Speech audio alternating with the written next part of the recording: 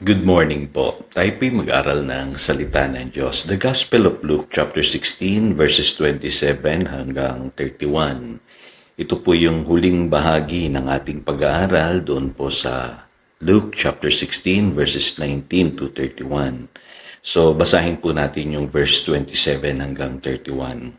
Ngunit sinabi ng mayaman, kung gayon po amang Abraham, ipinapakiusap ko pong papuntahin na lamang ninyo si Lazaro sa bahay ng aking ama. Sa aking 5 kapatid na lalaki, suguin po ninyo siya upang sila'y bigyang babala, upang hindi sila humantong sa dakong ito ng pagdurusa. Ngunit sinabi sa kanya ni Abraham na sa kanila ang mga sinulat ni Moses at ng mga propeta. Iyon ang kanilang sundin. Sumagot ang mayaman, hindi po sapat ang mga yon. Ngunit kung magpapakita sa kanila ang isang patay na muling nabuhay, magsisisi sila at tatalikuran ang kanilang mga kasalanan. Sinabi naman sa kanya ni Abraham kung ayaw nilang sundin ang mga sinulat ni Moses at ng mga propeta, hindi rin nila paniniwalaan kahit ang isang patay na muling nabuhay. Today, pag-aralan po natin why people refuse to believe in the afterlife. So, makikita po ninyo sa pag-uusap po dito ni Abraham at ng lalaking mayaman, may request po yung lalaking mayaman. Nais niyang pabalikin ni Abraham si Lazaro sa lupa para bigyang babala yung kanyang mga kapatid.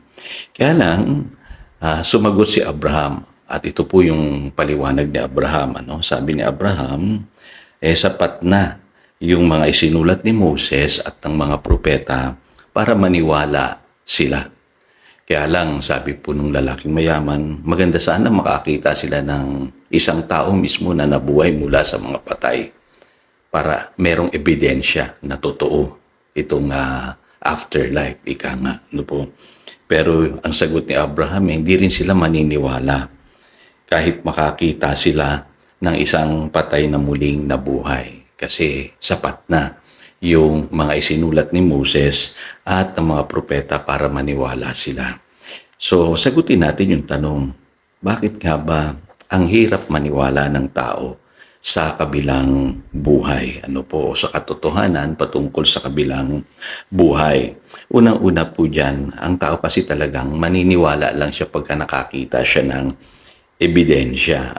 Tandaan nyo po, ang mabuting balita o ang gospel, kailangang manampalataya ang isang tao para maunawaan niya ang mabuting balita.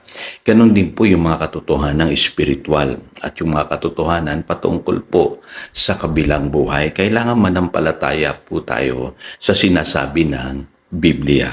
Ako po hindi po ako against dun sa mga scientific evidences na nadidiskubre na nagbaback up sa claims ng Bible. For instance, sabi nila natagpuan na daw yung bahagi ng Noah's Ark, yung bahagi ng Walls of Jericho, at yung iba sinasabi nila natagpuan nila yung eksaktong pinambalot na kumot sa ating Panginoong Jesus, nung siya'y namatay, At nire-research ito ng mga scientifico at pinipilit nilang ipaliwanag na ito ay umuugnay sa mga biblical truths.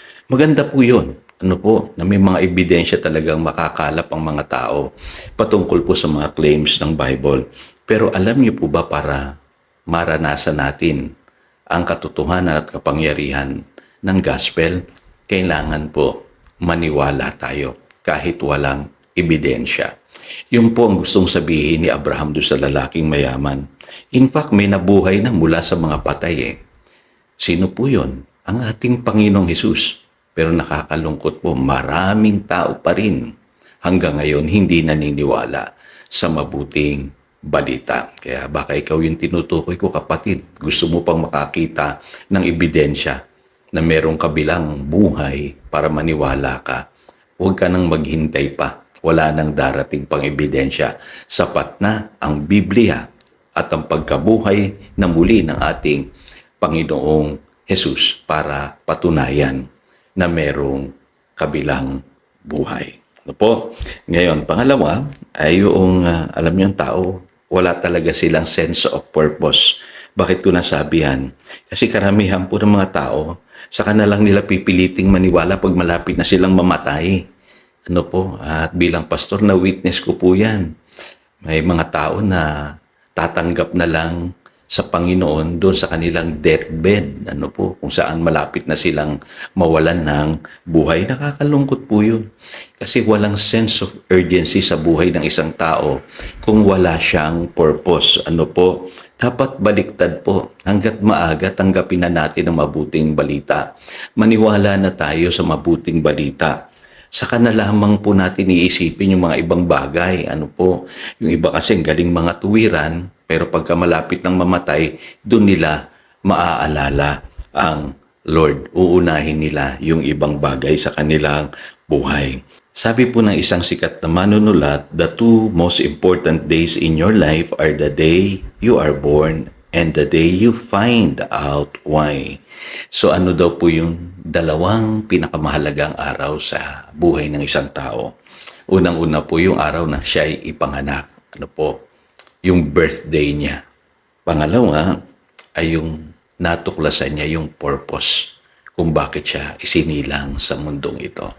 Pero alam niyo po, hindi talaga matutuklasan ng isang tao yung purpose niya sa buhay na ito kung hindi siya maboborn again. Kaya para sa akin po, mahalaga yung birthday, pero mahalaga po yung tinatawag na new birth. Ano po? Kasi pagka na-discover mo yung purpose mo sa buhay, dun mo mararanasan ang totoong buhay.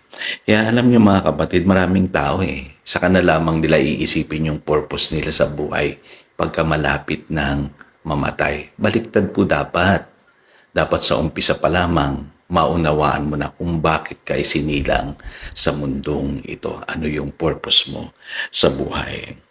Panghuli, ano po, marami po mga taong ignorante talaga sa mga spiritual na katotohanan or sadyang pinipili nilang maging ignorante. Ano po, mas paniniwalaan nila yung Halloween, yung mga pagan practices na ginagawang katatawanan yung mga katotohanan patungkol po sa kabilang buhay. Binibihisan nila yung mga bata ng mga damit na nakakatakot, nagmamaskara sila, at yung iba nagdiriwang pa sa araw ng Halloween or November 1. Ano po? Kasi alam niyo, pakana ito ni Satanas para hindi isipin ng tao na seryoso yung katotohanan patungkol sa kabilang buhay.